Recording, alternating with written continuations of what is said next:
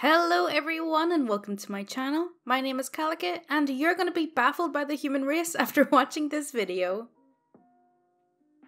The most obvious I don't work here lady ever. Here's the cast. Me is me, CM is crazy manager, CW is co-worker, LCW lazy co-worker. The backstory. When I was 16, straight out of school, I got a job at a boarding kennel where you send your pooch when you go on holiday. This place was owned by a vet who had her own breeding collection of Weimaraners. There were at least 20 of them at any time, depending on how many had pups. I should have realised when I went for the interview that the manager was insane. If I hadn't been so excited about getting my first proper job, I'd have run a mile. During the interview, the manager gave me a list of things to say to people who called with questions about the care of their dogs. These included, the dogs all get individual kennels unless specifically requested, i.e., if you have two dogs that live together and you want them to share. The dogs all get walked every day. If you bring your dog's own preferred food, we will feed it to your dog. Otherwise, we will just use the good brand dry food. At the interview, the manager actually told me, we don't walk the dogs ever. They just get let out in the walkway, the corridor that leads to the kennel's individual entrances, if there's time. That should have been the point where I left. The hours were long, 6 AM till 10 PM many days.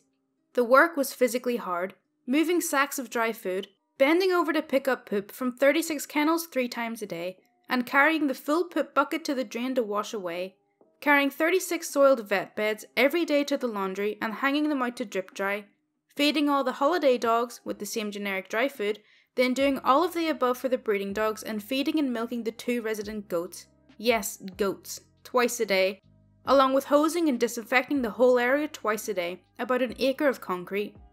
Getting from wherever we were to the office in time to answer the phone, taking bookings and doing paperwork, picking up broken glass by hand into buckets from the private woodland area where the resident dogs were allowed but not the boarders, and much more. The last bus that ran from the work town to my hometown left at 9:50 PM, so many nights I ended up walking the 8 miles home. Most mornings there was a list of arrivals on the desk in the office and instructions on where to put them, along with a few extra tasks to be performed that day. Also a flashing light on the answering machine with people requiring callbacks to make bookings. I was usually the first to arrive, so after checking that all the dogs had water and were okay, I would get on with writing the messages down for the manager when she got in. By the time I'd done this, co-worker and lazy co-worker had usually arrived. Crazy manager would let me know she was there and ready to start work, and lazy co-worker would be in the break area having a cigarette and a coffee. Me and co-worker would go and shut all the dogs out in their individual outside areas, clean the inside of the kennels and open the trapdoors to feed them. Sometimes there were 2 dogs in one kennel who didn't live together or even really know each other, despite the individual kennel thing that people were told, so one got fed inside and the other outside. Lazy co-worker would refill all the water bowls while me and co-worker then went to see the resident dogs. This scenario went on for several weeks, with crazy manager, who was scared of dogs, turning up for a couple of hours a day to cover lunchtimes. One day there was a note on the desk asking me to renew her library books. Who knew that was in my job description? I did, but I had to pay a late fine for her out of my own pocket. There were many other instances of her asking me to do her personal errands, and for a while I did them without complaining. Now we're getting to the point of this post. One Monday morning, crazy manager was at the desk when I arrived. Morning OP, you're late. Nobody else was there yet as it was 5:50 AM.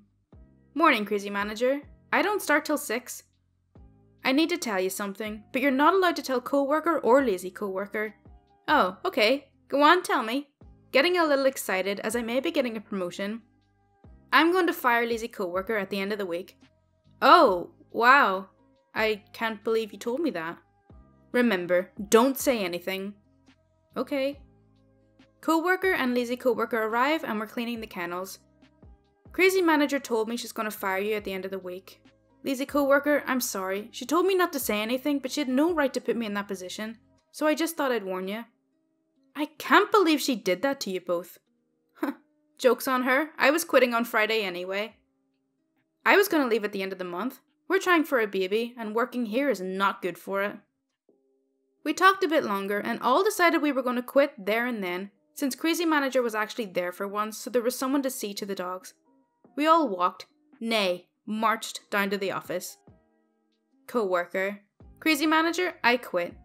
Well, okay, that saves me firing lazy co-worker. A co-worker walks away. I quit too. Oh really? I'd like to see you get another job.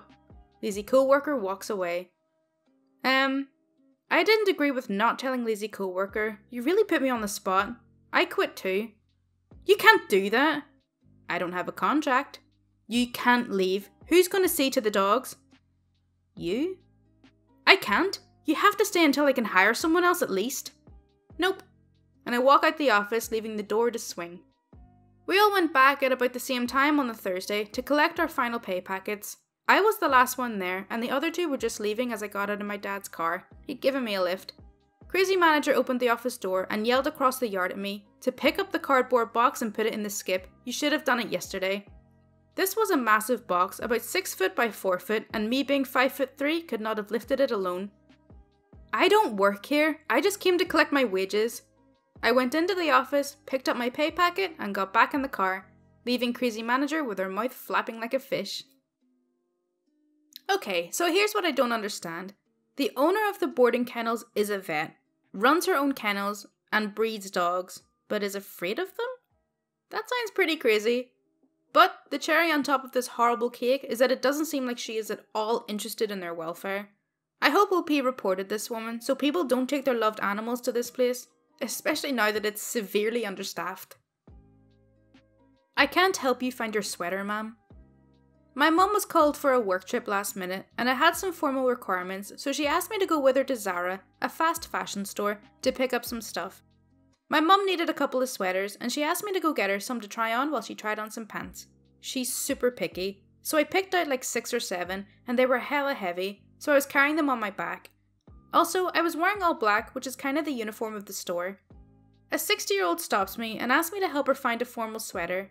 I chuckled and told her I didn't work there. She didn't believe me, told me that I was lazy and I just didn't want to help, that she saw that I was obviously an employee. She pointed at my clothes and the number of garments I was carrying. She was gonna complain to the manager, and before I could tell her that I was just helping my mum out, she stopped a girl who was an employee and told her the whole story, and told her that she was offended since she had spent so much money at the store and they treat their customers like that. The girl looked at me like, huh? And I told her, I don't work here, I'm just bringing some stuff to my mum who's in the dressing room, and she effectively confirmed that I wasn't an employee. The lady just turned red and ignored what had just happened and asked her to find her sweater, to which the girl replied, I'm sorry ma'am, we're swamped, you're gonna have to go look for it yourself. Sweaters are on the 2nd floor. The lady just stood there with her face all red, and when I turned my back to go get the stuff to my mum, she just stormed out of the store. Damn, that employee doubled down on the bad customer service. If it wasn't bad enough getting turned away by someone who wasn't an employee, she just got turned down by someone who actually works there. Damn. Useless security guard. This happened last month and I just remembered it, so I'm going to share it with you guys. I was with my parents in the mall and we were going to buy our groceries. My mum and dad decides to go to our phone service provider, located inside first, to report a problem with our landline. Our phone wouldn't ring. So they go to customer service and tell me to just wait for them outside. I look for a place to sit and I find an empty stool. This stool happened to be sitting next to the machine where you take your queue number. I decide to entertain myself and pull out my phone and start to play Bullet Force. A short while later, a group of women approach the queue machine. This is when I overhear them. How do I get a number? Now, I had my attention on my game, but I heard them. At first I didn't think she was talking to me since she had a friend with her, so I play on. I don't know how to get a number, how do I get a number?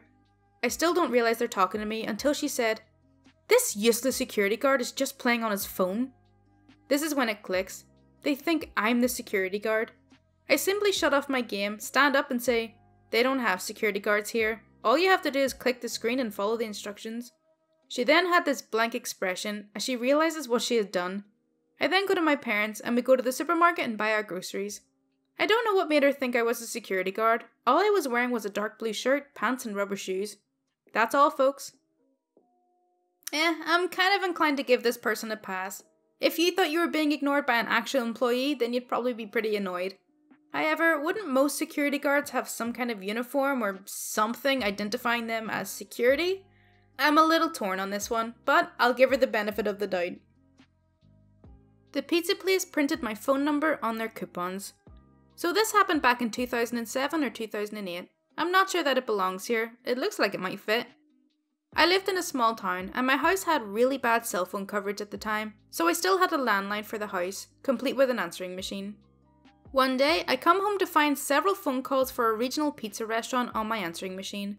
I quickly found that they had printed these mass junk mail flyers with some pretty decent discounts, and my phone number. It was a pretty simple mistake. My phone number ended in 4442 and theirs was 4422.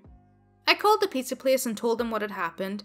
The manager was nice and told me he had nothing to do with it, that the corporate office made them up, but he would call them and try and work out a fix.